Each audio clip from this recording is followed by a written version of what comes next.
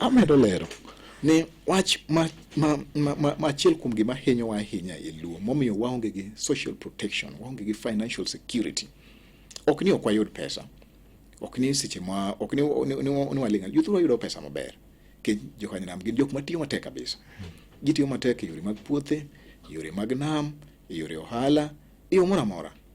Tiyudo ka jothuro gi kata kosetiyo kata gin mana jok motiegore maber, mosomo maber mong'eyo, to jowa nigi yore mag kawo pesa tiyogo e yore moko maruma. Da med lombogi, da med kwayogi, da med yawo itgi ni kar timo mano, kawe pesa ikungi ne gima kiny. Gima kiny no, Joluo nowacho ni gima kiny akia.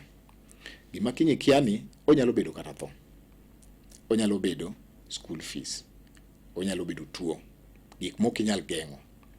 Kaw pesa ni matin no kungi.